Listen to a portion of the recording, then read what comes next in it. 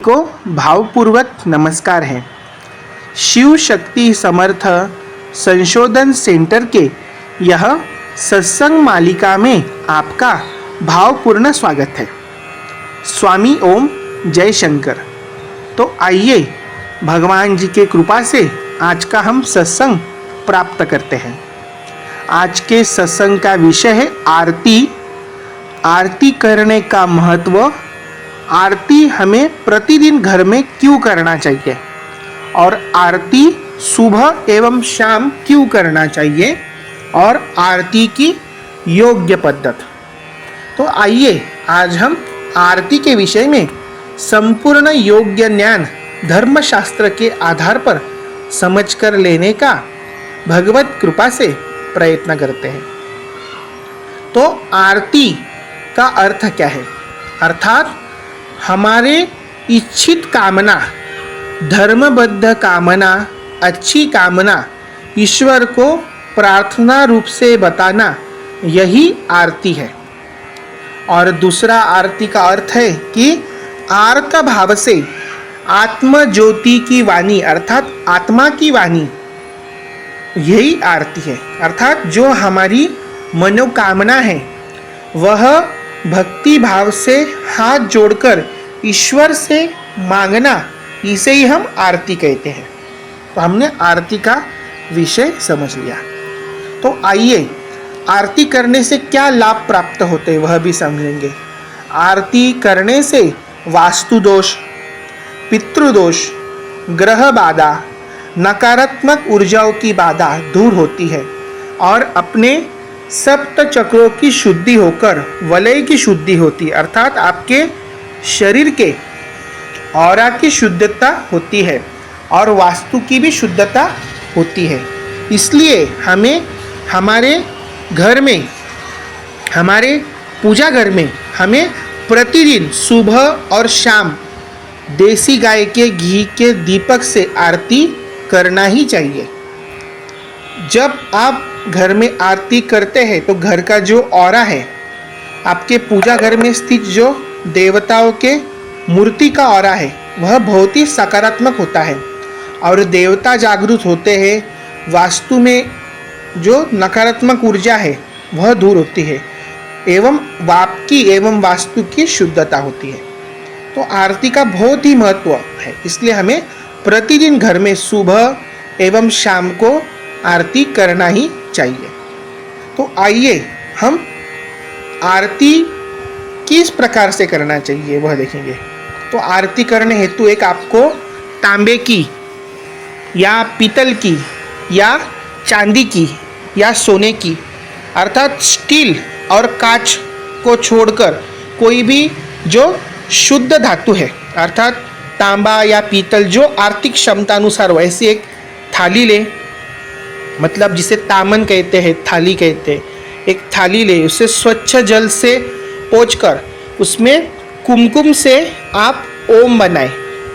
उसमें थोड़े से अखंड चावल रखे, बासमती चावल, और उस पर घी की निरंजन रखे, देसी गाय का घी, और उसमें 2 रुई की बत्ती मिलाकर एक बत्ती बनाएं या 5 बत्ती का भी दीपक आप प्रज्वलित कर सकते हैं। यह आपकी इच्छा है, 5 भी जला सकते हैं या 2 बत्ती एकत्रित करके भी जला सकते हैं। तो ऐसा दीपक हो और उसके अंदर फूलों से सजावट करें और एक छोटे से पात्र में, मिट्टी के पात्र में भीमसेनी कर्पूर हो। तो ऐसी आरती की तैयारी होना चाहिए। और आपके पास देसी गाय का घी नहीं है तो आप तिल के तेल से भी आरती कर सकते हैं। तो यह पहला सूत्र देखा। दूसरा है आरती जब हम उतारते हैं तो हमें पूर्ण गोलाकार रूप से आरती उतारना चाहिए, मतलब क्लॉकवाइज डायरेक्शन से आरती उतारना चाहिए। भगवान का जो चित्र है, मूर्ति है, उनके सामने चरणों से लेकर मस्तक तक और मस्तक से लेकर चरणों तक अर्थात घड़ी के कांटों की दिशा में हमें गोलाकार रूप से आरती धीरे धीरे भक्ति भाव और प्रेम से भगवान के चरणों से तो मस्तक तक और मस्तों से तो चरणों तक उतारना चाहिए। और आरती के समय धीमी स्वर में घंटी का नाद, शंख का नाद, डमरू का नाद हमें अवश्य ही करना चाहिए।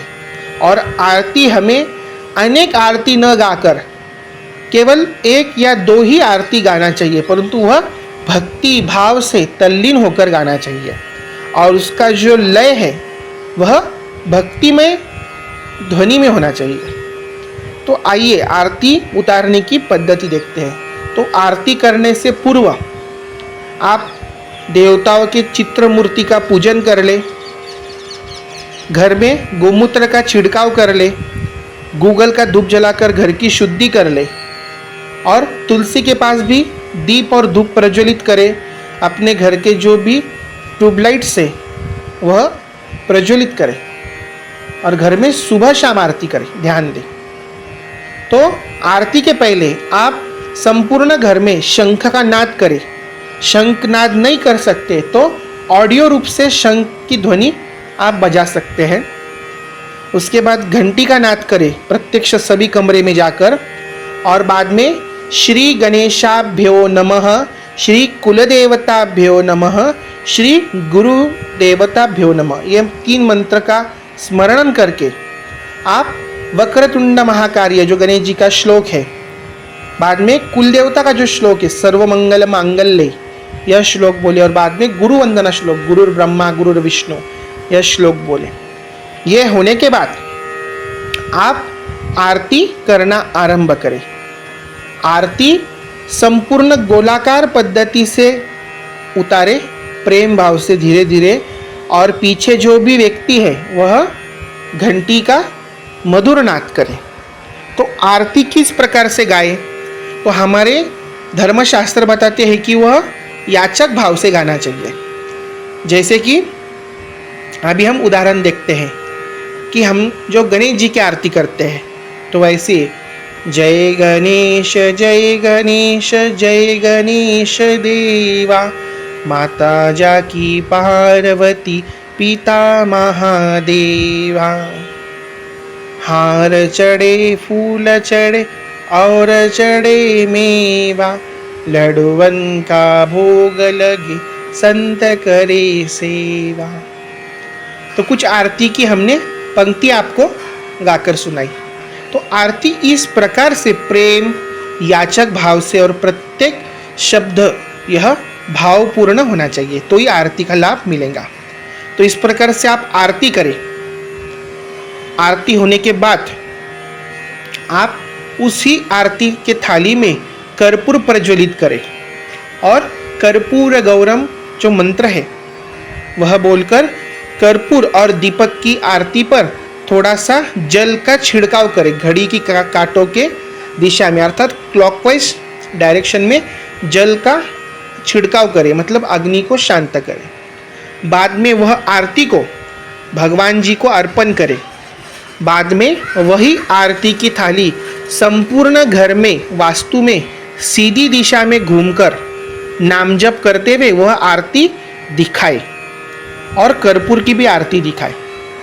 बाद में जो भी घर के सदस्य है वह दोनों हाथ से ऊपर अग्नि के ऊपर और कर्पूर आरती के ऊपर रखकर आरती को ग्रहण करके मस्तक पर लगाए और जो धूप उदबत्ती प्रज्वलित की थी पूजा घर में वह विभूति का तिलक करे और बाद में नमस्कार करे देवताओं को और बाद में प्रार्थना करे हाथ जोड़ के, और बाद में एक माला आपके जो भी गुरु मंत्र है या जो भी स्तोत्र है उसका पठन करें।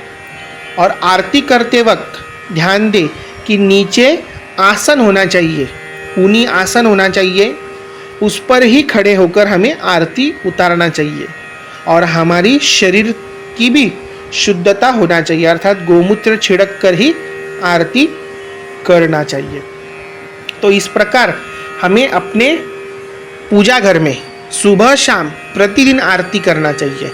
दोनों समय संभव नहीं है तो शाम के समय भी आप अवश्य करें।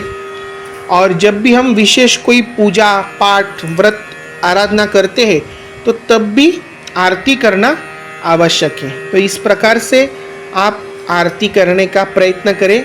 और आज से ही आप प्रतिदिन आरती करना आपके घर में आरंभ करें। यही हम भगवान जी के चरणों में प्रार्थना करते हैं। सभी को नमस्कार। जय अनघा दत्तात्रेय। श्री गुरु शरणम नमः।